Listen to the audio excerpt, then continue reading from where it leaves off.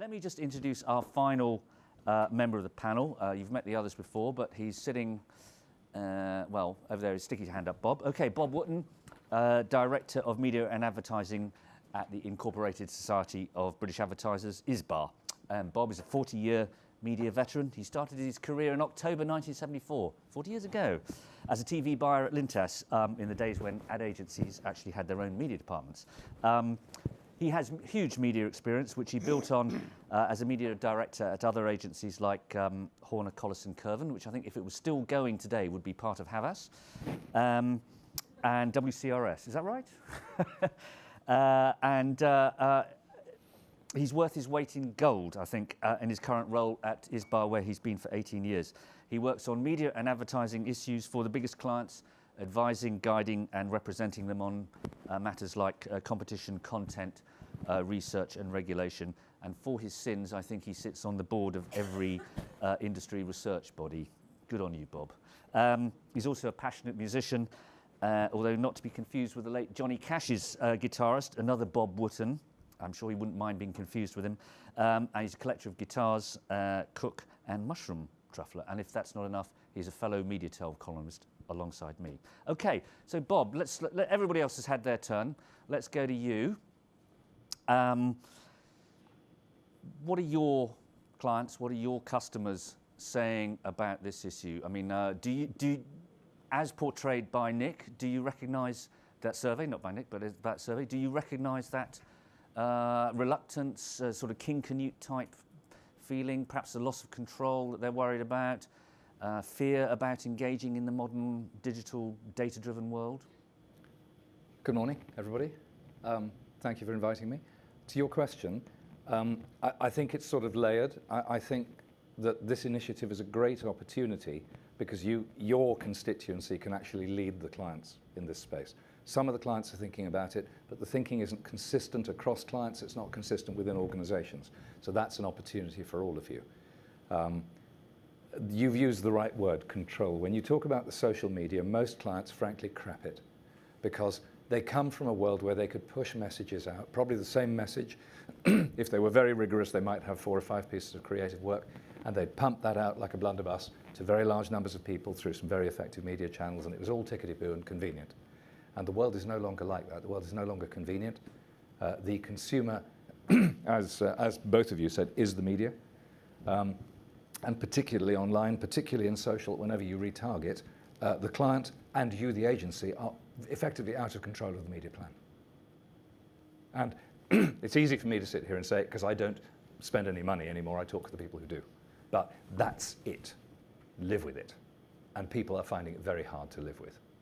That's the issue. So the opportunity is to help them live with it on the basis that there is an inevitability here. There are a few things that are being thrown up, by the way, almost as byproducts. Clients are beginning to understand how to use the digital channels, but there's still a lot of misses as well as some great hits. It's also shedding some interesting light on the legacy media channels. And the thing that I'm hearing most of right now is the mood about television. That people are actually figuring out, once again, they're sort of falling back in love with telly and how it works. And I'm not here just to blow smoke because Tess is in the front row, but people are saying this to me regardless of ThinkBox, that they're falling back in love with telly. And what's really interesting is they're all figuring out again that they love it, but they still don't know why. They still don't know why. So another opportunity for all of you is to try and find out something we've all been scratching our balls about for 50 years, which is we all know we love it, but why? It's really interesting, isn't it? So I think there's a parallel opportunity within that. But back to the initiative today, I think it is helping to guide a very eager to learn, but rather confused and rather nervous flock. Okay, great. Thank you, Bob. Let me just say that this is a debate, not a broadcast from the panel. If you wish to tweet, the hashtag is hashtag IPA media, so please tweet away. I've turned my phone off, so I won't be able to read them. But as I say, this is a debate, not a broadcast from here. Think of it as like question time, so please participate, and we have roving mics. So all you have to do is catch my eye. But in the meantime, I will go to Dominique next. Let me ask you, Dominique, I mean, you talked about Havas breaking down your own silos. Do you see clients breaking down their own silos? Because if media is to become a central oil of the new organisation, whatever metaphor you like to use, it's got to flow freely, and it doesn't flow if there are silos. So do you, from your experience, dealing with clients at the top level, do you see them breaking down their silos? Is this essential? Is it essential that they do that? I think that, going back to the previous point that you made, I think that they need help and external help. I think that it's very complicated to change yourself from inside. And you need some change agents from the outside world. And the last global clients we have on board, I mean, the Emirates Airline, the LG Electronics, the Hyundai Kia, the Disney, they were all asking for change. And the change that goes beyond media, that integrates data, that integrates content, that integrates technology, how to reconnect with the startup ecosystem and innovation at the core of what we do. Because these young startups need examples, proofs, clients, prototypes. And these big companies need modernity and fresh blood. So we have a phenomenal opportunity as media agency. Because one, we were there in the digital world from day one. So hands dirty, even during the net crash and internet bubble, we were still there. There was still some money spent on these channels. And two, I think that, yes, the gravity center has moved a bit, and media is at the center. That doesn't mean that we don't need great content. I mean, Monty is a beautiful example. I love also the Win Christmas from Mulberry. I mean, a bit more disruptive. But I think that it can't be everything in a service world. In a service world, if you love the ad from your telco, you will test your telco every day, and it's customer service on Twitter or on the phone. So just saying things is not enough. You just need to make things and to make them happen. And I think that is exactly the same for agency. We deliver. We are last mile. I think that the only way for us is up on the value chain, evolving more on a consulting. That's because you can't go further down the value chain. So. True. And the same for cost, Yes, cost out, but it's the whole ecosystem that going drier. And again, I think that looking at other territories, I was there in the US a few weeks ago. I was amazed by how programmatic is also joining the TV world. In the US, households have now 200 channels. It's twice than 5 years ago. And the average ratings is 0.5. So except The Voice, except the big tentpole Super Bowl event, 0.5. So you've got that infinity of possibilities with a very, very low power to reach your consumer. So you need automation. And the only way for us to regain value is to bring automation to make things more obvious and also much more relevant for consumers. Okay. So yeah, I think that it's a critical change for companies. For us, we need to hire a different profile.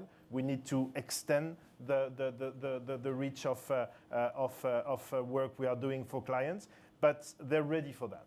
Okay. We're not enough in the boardroom, I have to say. Yeah, okay. We'll come on to maybe how you get into the boardroom. Nick, you have an interesting position in this because you clearly deal with the GEs of this world, and you're also, as a publisher, very involved with producing great data. Are you seeing the same sort of things? I mean, were you depressed by the results of that survey? The fact that, they don't know the shopping habits and preferences of their consumers. I find that astonishing when there is this data available there. I wasn't depressed partly because I'm a glass half full kind of person, and now I've moved to the US, I'm a glass totally full kind of person because you can't survive there unless you take that approach. I found it, I thought it was quite optimistic to the extent that the first thing you have to do to change is recognise the need to change. And I think it came through very clearly that there is no hiding from the changes in the media landscape or the changes in the technology landscape that are happening, and that, not surprisingly, UK executives, like executives everywhere around the world, I think, recognise that. I think, to Dominique's point, people need help. And I, work now, I'm media owner side, but the Economist has been around for 170 years, and that was a tough business to change. We have been extraordinarily successful. So I know what clients are going through because I look at the changes we've had to go through our existing organisation. And again, something that we couldn't do just internally focused. one has to look outside and say, what can we learn from other people? So we talked about, reference the New York Times and what's going on at Business Insider and what's going on at BuzzFeed and all those kind of places. And we are in a perpetual cycle of looking at what other people are doing to see what we can learn. The one thing I would say, though, is that the danger with change is, it's an overused thing, but you throw the baby out with the bathwater. This is not about absolute, complete reinvention of absolutely everything. And I think it's important when one talks to clients and one presents that data and thinks about it to say, you have to be able to recognize in this world of constant change what has endearing value and doesn't need changing and needs evolving, and what has to be radically rethought. And we talk about, in the context, to give you an example in our own business, we talk about this, that clearly in the world of media owners in journalism, it's important that that there are no silos, that the commercial and the editorial sides of the business get closer together. But that doesn't mean you throw away the values that have been at the heart of media businesses, which are about trust and integrity. That you can take, in our business, for example, the commercial teams and the editorial teams and get them to work together without sacrificing the endearing value in our business, which is trust and integrity. Mark, what's your perspective on this? I mean, we've some fascinating presentations from Dominique and Nick here. I think kind of moving in the same direction. You see and deal with clients and agencies in perhaps a slightly different way, have different experiences with them. What's your perspective on it? Yeah, thanks. Well, I guess as an industry, we're on one level incredibly impatient, and then on another level actually really quite conservative. And the consumer is understandably impatient, but when the consumer's impatient, it just buys a new piece of kit, and it changes channel, or it buys Netflix. The consumer can move at a pace that, unfortunately, the media and the client industry probably can't move at. And so what we see is that actually we probably get frustrated as we think of the client community and even the agency community as being conservative. But actually it's not about being conservative. It's actually about the actual pace of change of oftentimes the IT guys within an organization, within a client, that's trying to develop their mobile site, but it's always 18 months away. So there's almost an inevitable cycle of catch-up that goes on. And I think, therefore, that builds frustration with CMOs, that builds frustrations with agencies. And then that builds frustration from media owners. They go, come on, catch up, you're behind the consumer. So we have to sort of manage that impatience. And I think a large part of it, I come back to, it's a people business. Yes, there's so much more data. We know so much more about the consumers. We know so much more about media ROI. We know so much more about effectiveness of media than we ever have done. And we're going to know more. But at the heart of it, it's still a people business. And I think what's missing, actually, I see this, what's missing is almost go back. Martin Sorrell talks about the math-men versus mad-men. Actually, I think we need a few more mad-men again. Because we quite frankly, yeah, agencies have got to employ loads more data analysts, and what MEC are doing with Fletch is having that first call on that position. But actually, I think a lot of media agencies are missing the classic suit. They're missing the classic suit that actually is able to interpret the phenomenal complexity of what they do and the craft of what they do in planning and data management, and sell it back to the client in words of one syllable, that client can see that in the same way as he used to be able to see 400 ratings delivering 70% coverage and blah, blah, blah, blah, blah. I think that's half the problem, is we speak in acronyms, and we speak in data and native and programmatic, and it's not surprising people go, well, what the fuck's that about? I'll just do a bit more telly. So I actually think we need to employ more suits in media, the same way that suits in creative have always been the conduit between the copywriters and the picture drawers and clients. Well, I feel like that anytime I read the website of one of these data science or programmatic trading outfits. But let me just come back to the sort of issue of data. I mean, there is this ton of data there, but nobody seems to be able to make it, well, I'm exaggerating, but people don't seem to have trouble making it work for them. I mean, is that Why is that? Dominique, I mean, am I right in thinking that? And Yeah, I mean, I think that it's a complicated issue. And obviously, the amount of data that we now can gather the last 5 years, especially with social network, is unprecedented. So you've got the volume, you've got the velocity, and you've got the diversity of data. It can't fit in an Excel sheet. We're talking about 140 characters, a picture on Pinterest, a video on YouTube. It's very complex objects to gather. The approach that we had was clearly to go back to the hardcore, the maths, because it's all about algorithm. Data is about maths. And so to buy competency outside, what we call acqui-hiring, so hiring startups, like one created by a Nobel Prize of Math, I mean, field medal winner, with this bunch of scientists, just to decode that. And especially when it's about social data and big data, you need to have hybrid teams. Not only data scientists, but also people who are great at UX, user experience on this website and mobile site, and really to connect all the dots. And then it's baby steps with clients. They have too many data all over the place. In silos, sits in too many different places. And so you need to test, you need to try, you need to fail, I would say. I think that we are very risk averse in our industry. And you need to fail and fail fast. You know, and why startups are so successful, why American companies are so successful, because the relationship with failure is completely different. It's not like a social status. Oh, he has failed. No, it's something that is more empiric.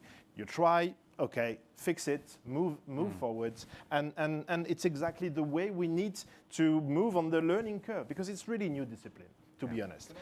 I couldn't agree with that more, because I think, and even in the way that we as an industry choose to talk about it, I think as part of barriers, we talk about big data and we use these extraordinary examples of massive data sets that create extraordinary value, and they're very valid examples.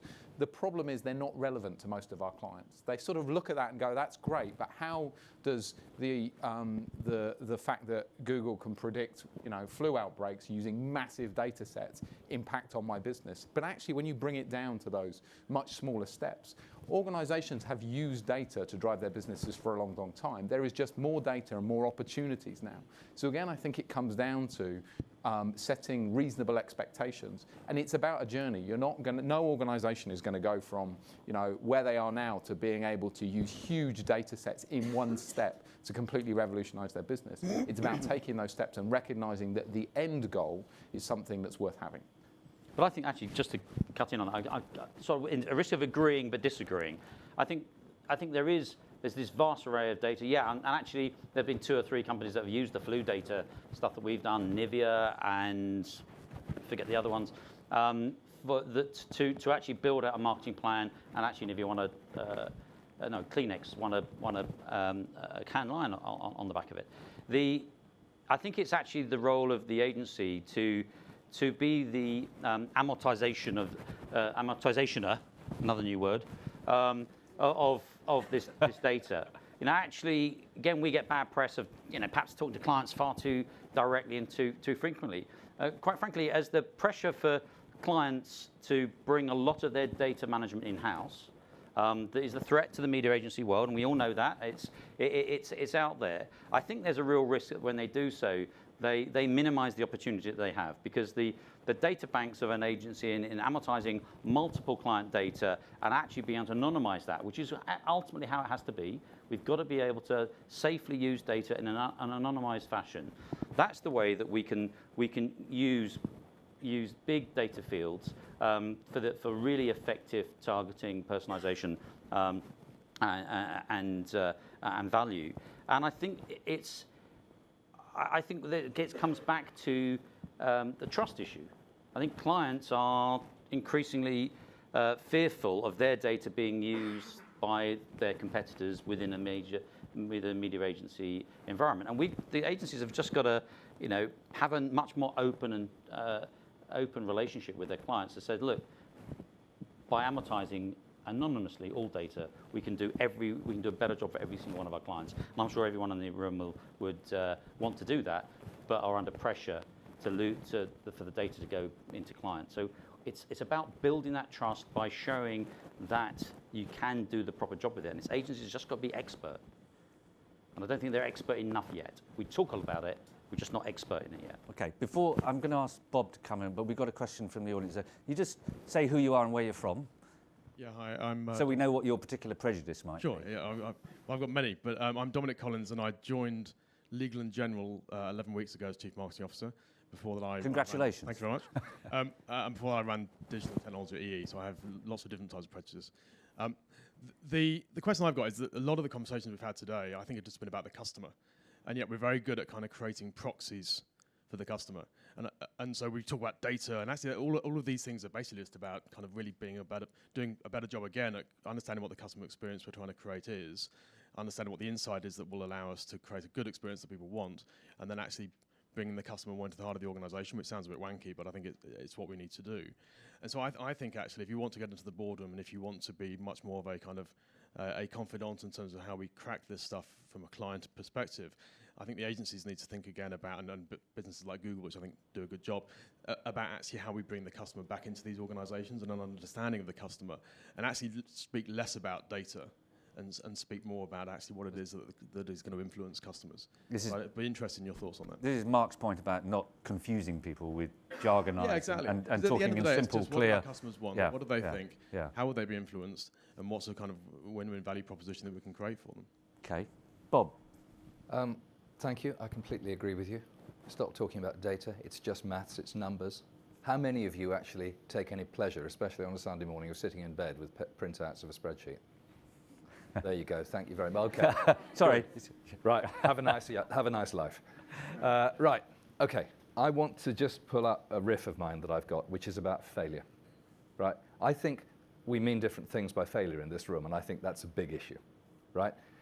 We hear from Facebook, okay, that good now is better than perfect tomorrow. That's their mantra. Works bloody well for them. Does it work for everybody? At the moment, the client side doesn't really like that as a sense. They don't like good enough for jazz and phrases like that. They want it to be better than that at the moment. And that means a little more agony, a little more rigor, protraction, a lack of agility, all those kind of things. But so the next thing is failure. If you fail to do something technically, your algorithm doesn't work particularly well and you don't get optimal results.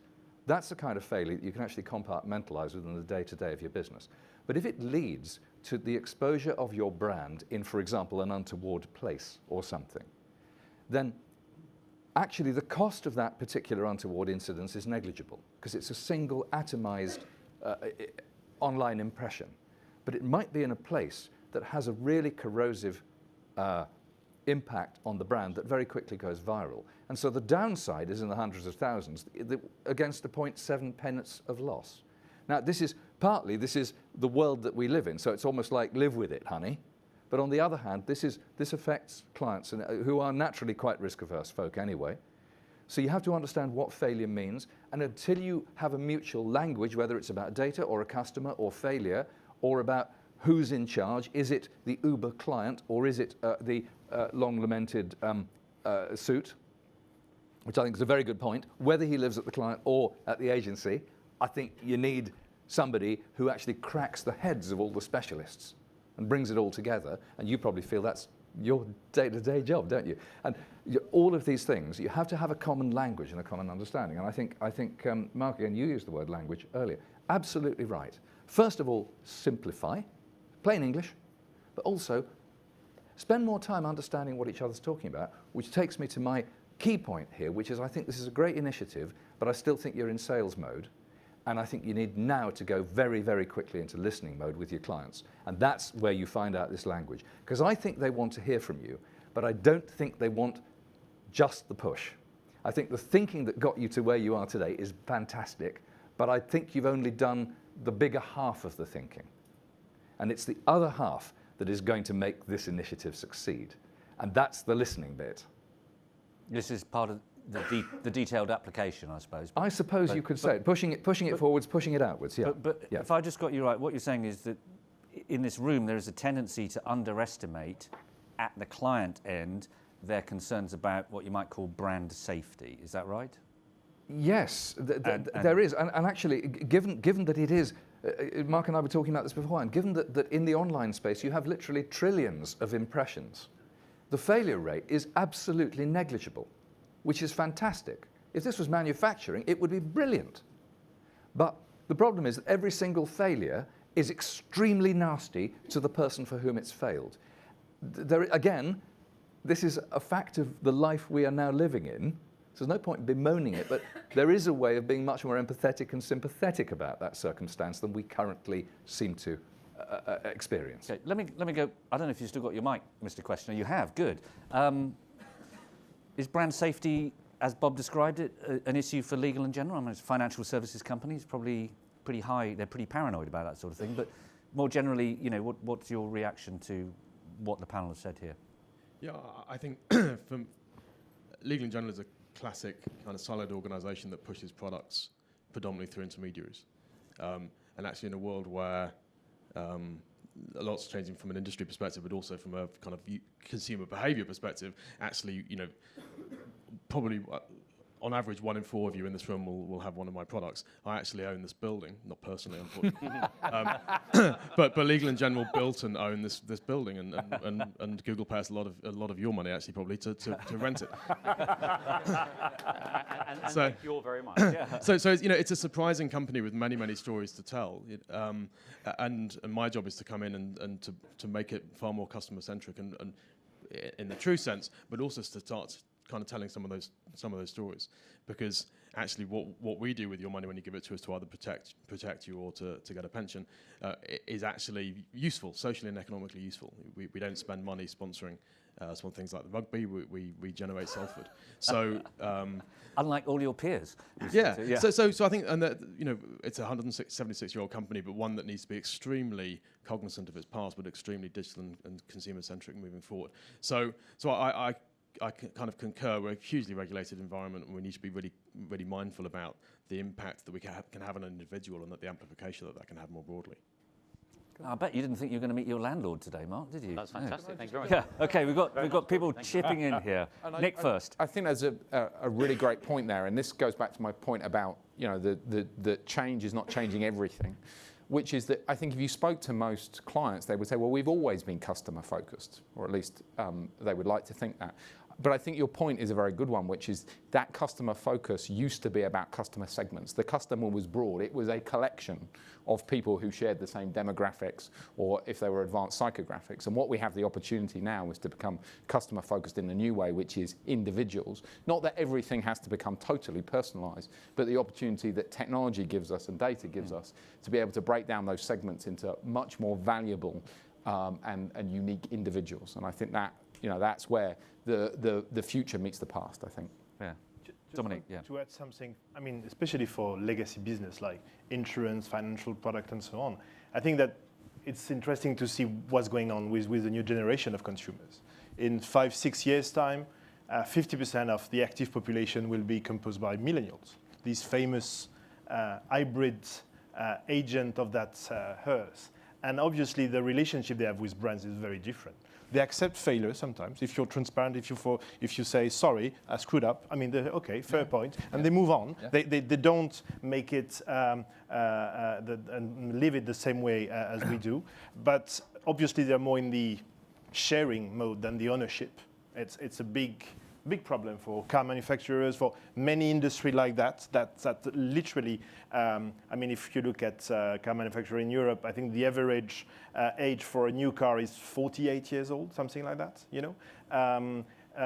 Looking back to what is the ratings and average in the US, it's 54 for TV, 58 for CBS or Fox. So we are in an aging mode in our Western countries, and the way consumption is now lived in other territories is quite different. But we need to talk to these guys, we need to understand these guys, because obviously they're reinventing the way we communicate. And so I think that we need to spend a lot of time, of effort, for our agency to become millennial friendly, and to have a much leaner organization, because their expectations are also different. And if we don't understand them internally, how could we pretend understand these new consumer outside the walls of the agency? So I think that it's a complete re-engineering of how we work.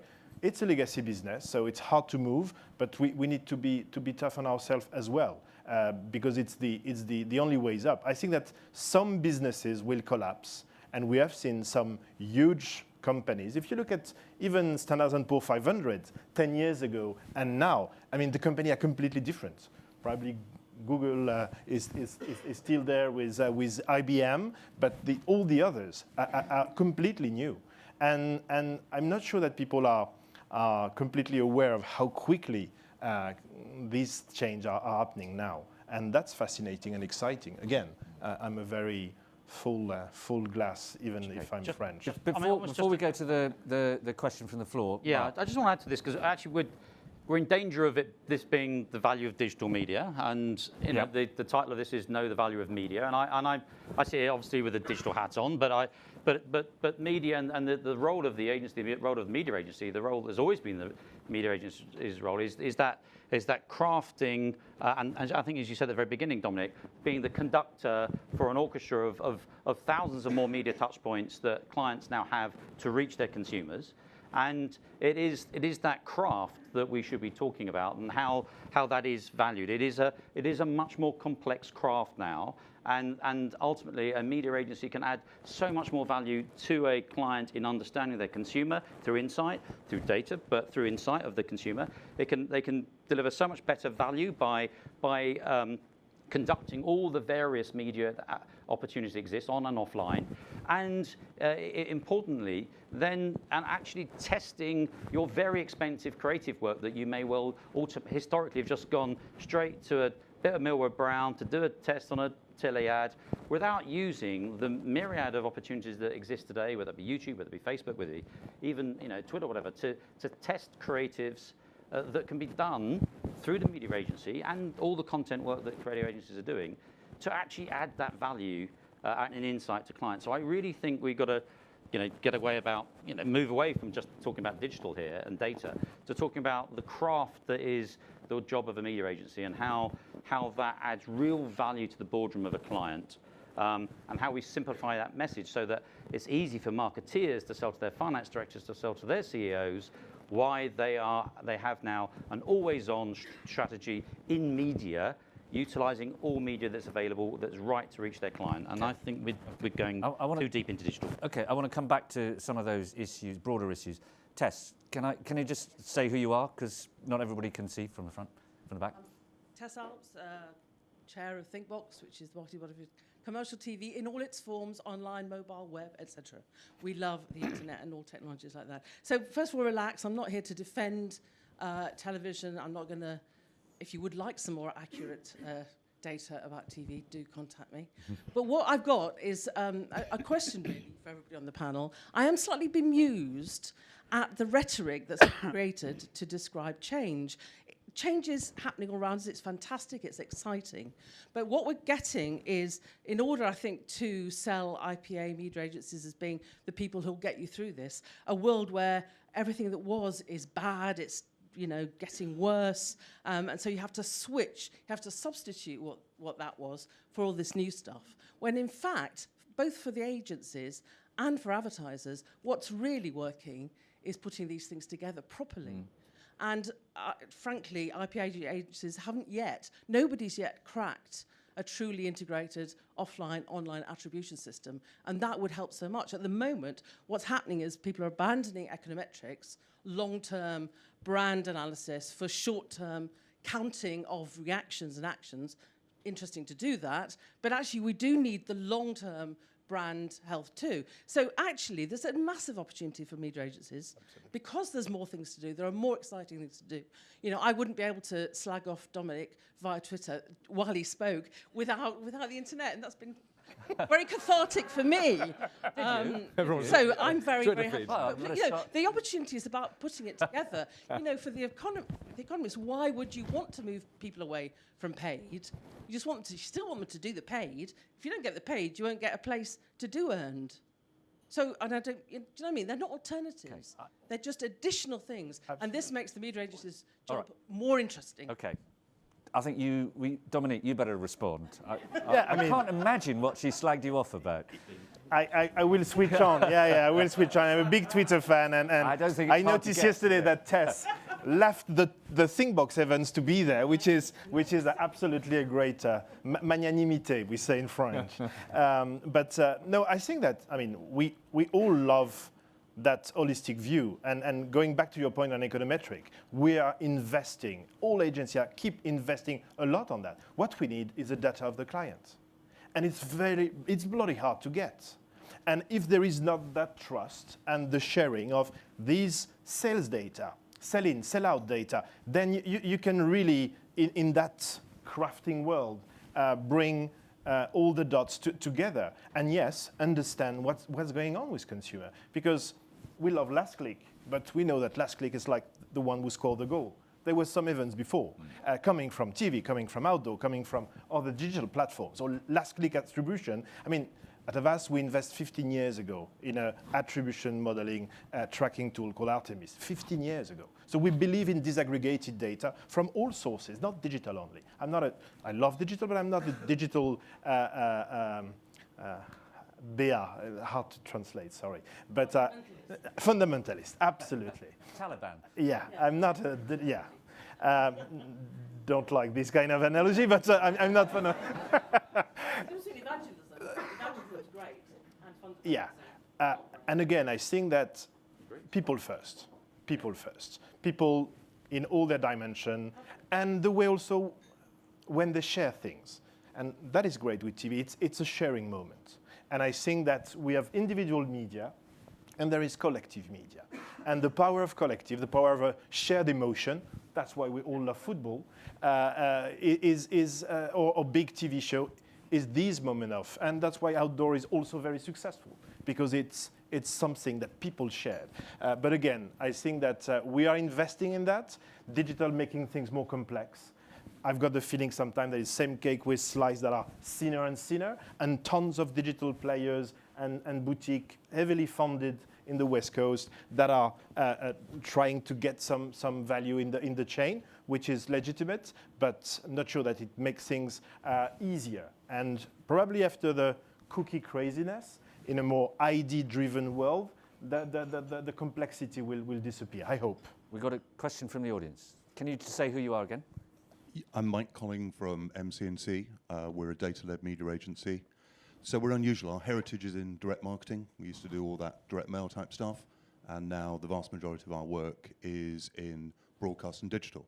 And by the way, Tess, we have off to online attribution, which we'd love to share with you. So my question is this. I've heard the panel talk interchangeably about data and customers.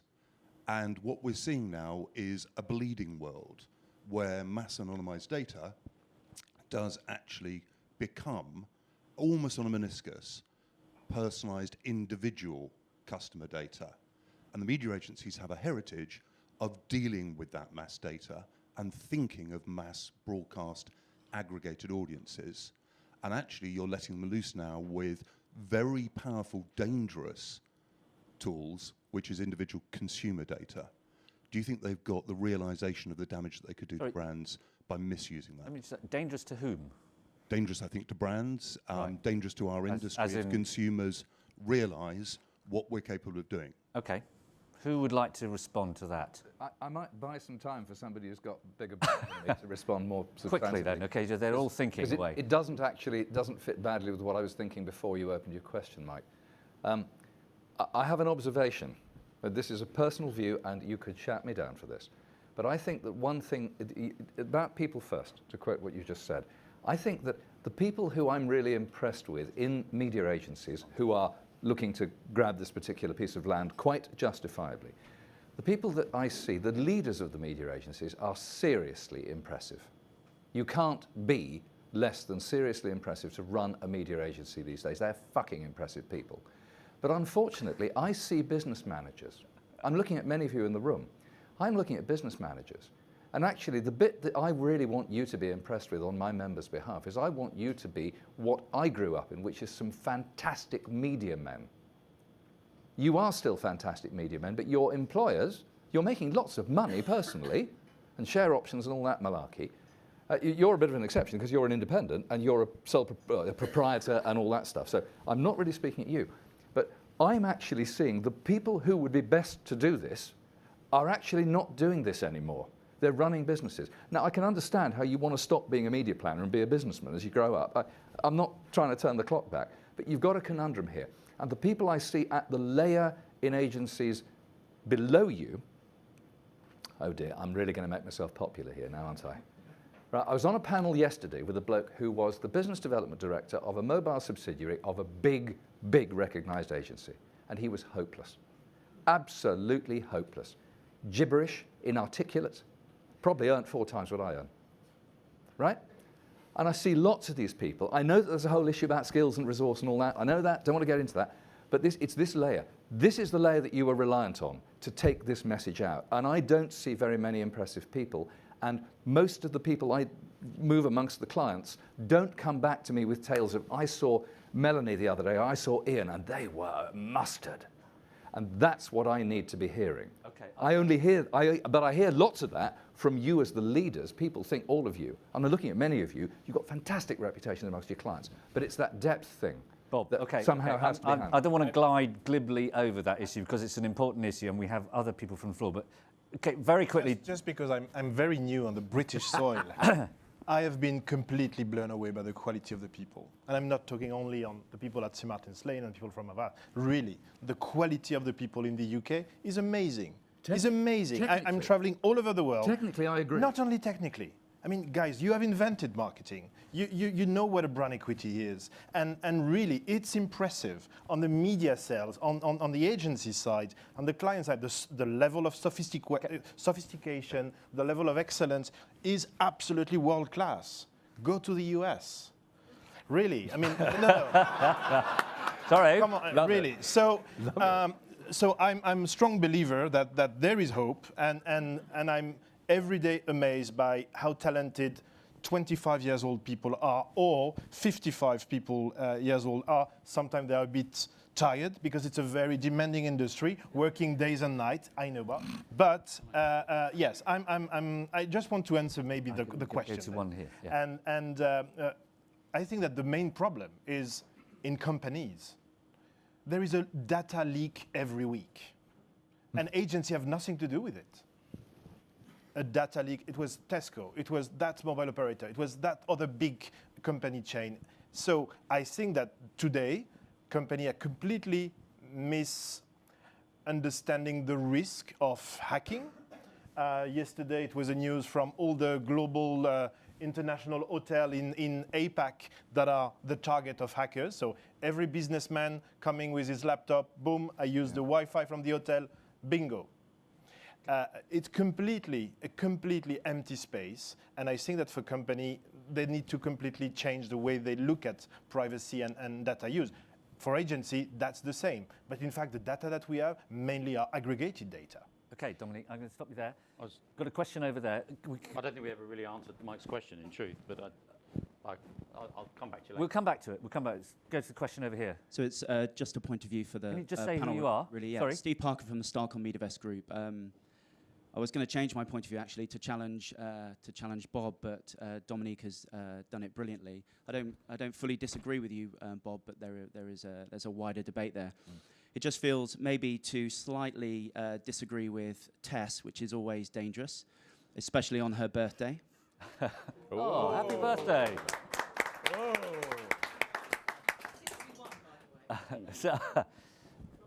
Bus pass. Happy birthday, Tess. Bus pass, I think, Tess. Yeah. Okay. So just to disagree slightly with Tess, but almost in support, really. Today it feels like it's been about the pace of change. And just from the language used across all 4 of the presentations, decomplexifying, which I think I've spelt wrong, turbulence, the complexity of targeting a connected consumer, and also, Bob, to your point, clients don't know why. It just feels as if this is giving agencies the mandate to take more of a broader measurement leadership position. So not to try and add complexity, but to simplify, and maybe just get back to the core of what we do, which is to deliver customers more effectively to our clients to the benefit of their business. And it just feels like there's a bit of a mandate there. And the other point as well, Tess, they're just looking at a lot of the entries of the recent Media Week Awards. Under the measurement category, there was a lot of really, really powerful multimedia attribution entries that were pretty exceptional. I think we're leading the world in London around multi-channel attribution. So I just wondered what the board thought about that. Good. Nice bit of flag Panels. waving there. Yeah, I mean, I just come back to say I actually agree with everything Steve just said, which is that we're still in this is still a young industry. For where we're at now, the development of the industry as it is today, it's got massive heritage in traditional media, and that traditional media isn't being thrown out with the bathwater. It is about getting that integration, getting that measurement through. And actually, to answer to Mike's question about, is the consumer concerned about the amount of data that agencies have and that we all have? Well, actually, the average consumer isn't. The Daily Mail might be. There are a few out there who might be. But in all the work we do, it is, again, typically it's a small minority, and things go wrong.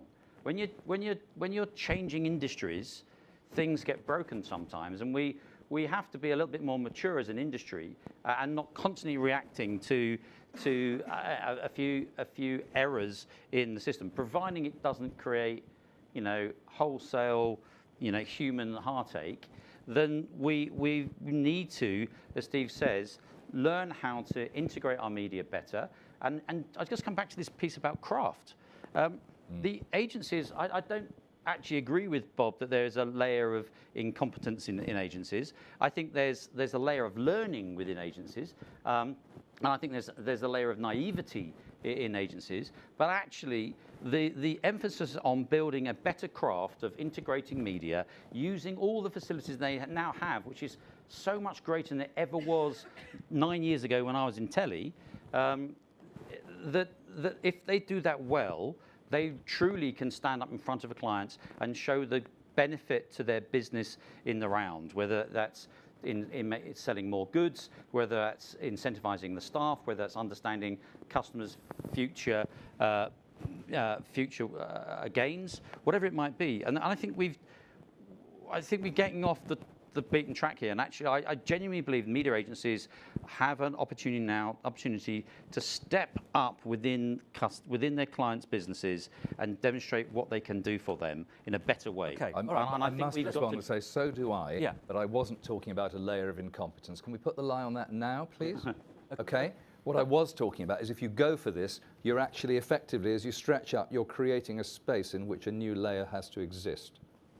All right. That's what I was trying to say. That you're creating a space there, and at the moment I don't get sufficient evidence that vacuum will pull sufficient competence out. That is the exact point I'm making. I'm not trying to go at agencies. It's right for you to go for it, but that's your challenge, not a condemnation. It's a challenge. Let me come back to this. Clearly, we know what the proposition is, that agencies can play a more central role within the organisation, the client organisation as a whole, and help them drive their business forward across the whole piece. Okay, is anybody in this space doing this at the moment? IBM, Accenture, people like that. Is anybody doing that kind of thing at the moment? Well, I would imagine they would be claiming to do it. Yeah. Whether they are or not, I don't know. But in your experience... You hear some shocking stories about this too. You hear some shockers. Just last night I was with a client who's downstairs in Mindshare Muddle. Whoops. See, I'm getting old. Right. Many a true word in a slip, I think. World-class consulting firm in, peddling what any practitioner in this room would find hopelessly glib and simplistic. And you can't imagine the fees that were being charged. Right? So this is out there right now. This is happening. It's not like I'm here to diss a particular sector. I mean, there's another sector out there that, frankly, is mugging clients to at a biblical scale by comparison on occasions. Okay, Dominique. I mean, who are you seeing trying to fill this space that, we think media agencies could and should get into? I think I agree with Bob. I think that we have been really bad at. I would say selling our brain and added value. Yeah. I was talking with that kind of top consultant looking at our stuff and say, guys, but how do you want to be paid better with the value you get here? Because you even don't express the value you will bring to the client. And I think that, really, I think that's an issue. We don't monitor enough the value that is created all along the interaction with the client.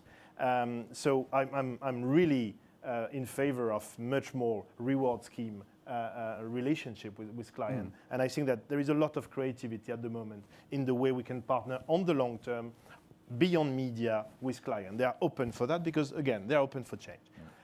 Secondly, I think that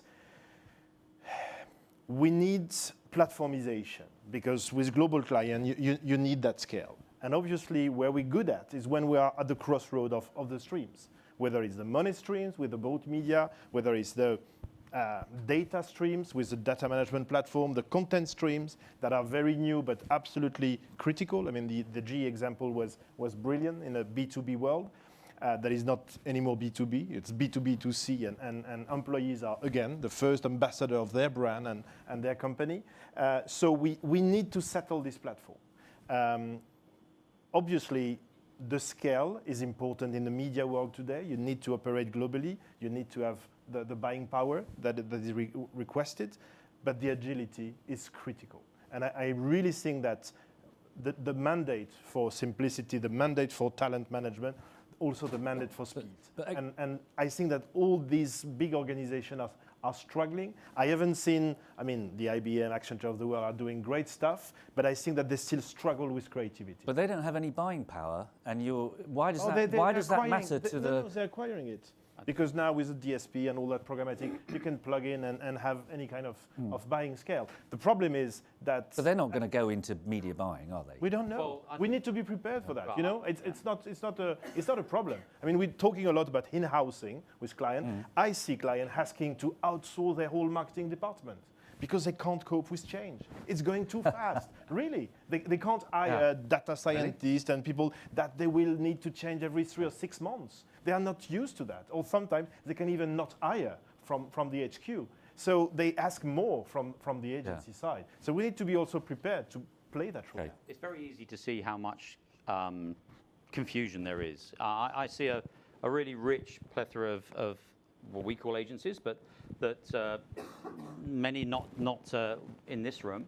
And you know, some of the specialists we deal with have real deep skill sets that are better than some of the largest agencies. And then I look at some of the big, large agencies, and they have the deep integration skill sets that the specialists don't have. And then I see these multiple VC-backed specialists and a lot of tech companies that actually aren't making any money, that are actually confusing the clients, because the client is being bombarded with, you know, a dozen different tech companies or media companies selling their wares to them, and a little bit of tech. And the client, you know, we're all guilty of being sold to, and you can be sold to very easily.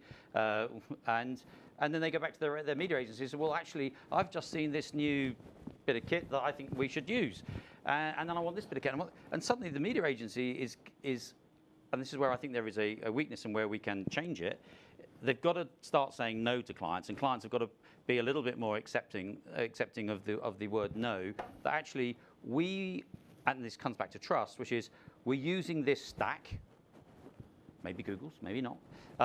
We're using this stack. Well, we're using this combination of technology and media to do the right job for you. And we genuinely believe, and let me demonstrate you over the time period that we have this contract with you, that I will do that.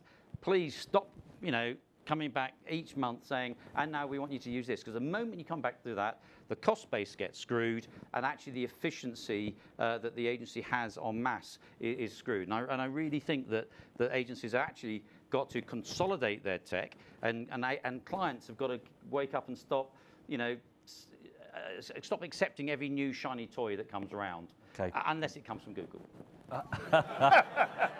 You've got a shiny toy every day. Well, exactly. Question from over there. Can you just say who you are? Tim Johnston, Niner Consulting, part of Zenith Optimedia. To what extent do you think as marketers we need to become technologists when we're working with our clients? Sorry, could you just repeat that? To what extent do you think as marketers we need to become technologists going forward for using media? Well, that's an interesting question. I'm not sure we'll have unanimity from the panel here about that. Nick, do we need to become technologists? I think having an understanding of how technology affects your customers is absolutely fundamental. But I think that doesn't just apply to marketers. I think it's hard in any discipline within any organisation now to not have an eye on how technology is changing things. I just think because the changes, and I do agree with Tess that this is about understanding it in its entirety. I think an over-fixation on technology is dangerous. I don't think marketeers can afford to lose the craft that goes along with understanding how technology creates insight and changes behaviour, not just in technology. So I'd be concerned if marketeers are turning into coders at one level.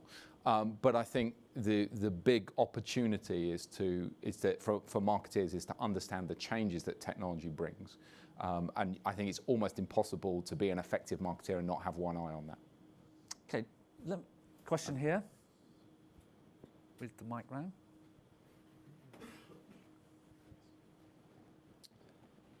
Good morning.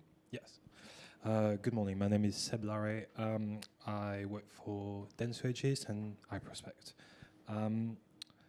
So for me, there's a key word in this discussion, something I've really picked up on. It's control. And there's a word we hear a lot, and I really don't like personally, which is cracking. It sounds like we can't do anything unless someone somewhere has cracked it. And I know we've talked about our view to failure and all of that. I think it's, and especially when it comes to attribution, nobody is going to do anything unless it's cracked somewhere. So one of the things, there was, I think it was in Dominique's presentation, it was said that 62% of CFOs believe in marketing being a key function. However, very few of them believe that these people can make the right decision. The right business decision, precisely. And we've just talked about in-housing, being a trend. And I'm just wondering, in this whole context, really, what's, especially in Bob's experience, because you've got that connection even with advertisers, do you have good examples of companies that have basically, gone beyond or dropped that control, and really try to let it go a little bit, and have been successful and have been able to demonstrate nonetheless to CFOs that there is performance out there even without control in housing and. Okay, so getting the CFOs on side, is that part of what you're on about? Who's doing that? I'll try and be quick. Yeah, we're running out of time. I'll try and be very quick. The first thing is, I think the issue of control is mainly about the emission of messages and the reaction to messages. So I think although it does have an impact on the credibility in front of the CFO, I think it's quite a minor component of that consideration. I think that the CFOs, they're pretty dry, pretty rigorous types. I think that there is a whole area of discussion. A lot of people have used the word silos today, and I think the clients are very siloed too. And it's a big ask to spread the importance of media across the whole thing. There's all kinds of structural obstacles that will have to be overcome, but that's a challenge, not a problem. I think that just think about, if you think about a CFO as your most rigorous client, and then amplify it, and you're probably in the right sort of mind space. And I think all of us in marketing, I've been pretty loose with some words today, we're all pretty loose with words at times, and CFOs don't give a stuff about that. They don't buy that. So quick question here, and then I want to do a quick summary along the panel, which I haven't prepared them for, so they're going to have to think on their feet. Okay. Hello. I'm Michael. I'm a creative strategist, believe it or not. I don't think there's many creative agencies here. So I just wanted to switch it up and see what you guys think are the implications for creative agencies, and perhaps more importantly for the relationships between media and creative as well. Okay. That could take all day, but we're not... contentious issue. Dominique, maybe to balance what I've said about America, I think that there the creative have much more freedom and flexibility to really have an impact at the beginning of the creative process and to embrace all media and not just fully digital or fully TV, then declining it on other platforms, but really have a complete understanding, a holistic understanding of the ecosystem. I think that creative agencies have also to work on their own model, because obviously anyone with a GoPro can do great stuff and with a different bill at the end. But I think that, again, we strongly believe that we need to be back together and to sing together. That's what we call the villages. And we have 20 villages, everyone under one single roof, and trying to be in project mode with people, whatever their flag, we don't care, we're just talking about the client issue. Because I think that today, I mean, when a creative director come in a media meeting, his impact is massive. His impact is massive. He opens chakras. He is convicted by, is convinced. Sorry, by some key element. Sorry for my broken English. He's convinced by. He has guts. He has seniority, and yes, I think that sharing is absolutely brilliant, and we need to encourage it. And I think that in some of the companies, it's not so easy. So we're the underdog, we're the challenger, we're the smallest people in the classroom. So we play that card, absolutely, because we believe that it's what clients expect. More integrated approach, more creative and media balance, and it's how consumers live, really. They don't care about what's come from where. Okay. Scary, that clock has just ticked down to 0-0, but I'm going to cheat by just taking a little bit more time. I want to just go along the panel and just ask them to focus a little bit on the main kind of subject here, which is, and I'm going to pose it like this. When Dominique goes in to see the CFO of whoever and says, one of his O2, let's say, sorry, Zenith, and says, we can make a difference to you across your whole business, why are you credible saying that? Short, in a very short sentence. Why should this person believe you? In that case, because it was media, data, content, technology, innovation. So a broader discussion. Yeah. To have, I think, demonstrated in that very challenging category that we understand the business. We need to understand the business of our client much more. Yeah. And then. But everybody says that. That's. Yeah, probably. But it's the only way for us to be more credible and to have an impact, to make a difference. Okay. So. I mean, in the media agency world, I think that, again, if we look at the Google and the Accenture of the world, they are structured by category. There is a reason behind, you know. We need to go in depth by category because the retail problematic to the issues all over the world are the same. The telco business is the same. 3 players per country, a newcomer that disrupt the industry. I mean, it's amazing how things are similar across territories. Okay. All right. Nick, what should the media agency chief executive say to persuade the client CFO that they can be a more central, critical part of their business, driving it forward? To me, it comes down to the premise is that in a world that is disrupted by technology, media in all its forms has a much more powerful role to play across every part of the business. And we need to stop thinking about media just in terms of communication. And from that perspective, those people who truly understand media need to be at the top table having conversations about their business end to end. So it's media expertise, in the broader sense of the word, is the strongest card they have to play. Bob? I'm going to echo what they've just said. Establish the need and agree that with the person you're talking to. Okay. Present your credentials and substantiate why you are the best person to satisfy that need. And that will get them to where they want to be? If they don't find the need, you're just going to blah, blah, blah. So you've got to establish the need first. That's your bridgehead.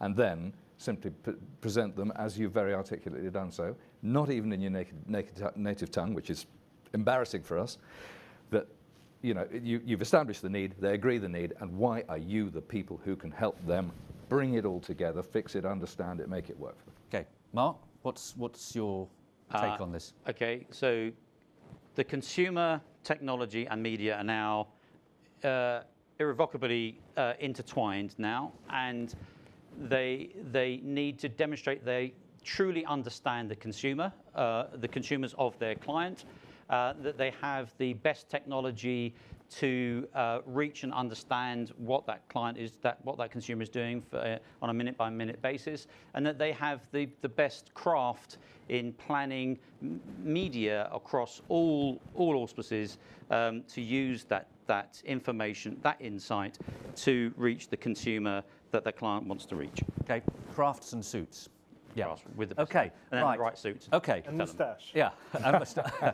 Before Penguin, I just move to thanking our panel, I just want to ask Matthew Hook from CARA just to stand up and say a few words, because clearly we're starting this whole kind of conversation and debate and get a sense of where the IPA Media Futures Group, where it thinks it's going to go next. So if I can ask Matthew Hook from CARA to stand up and give us a few words on that.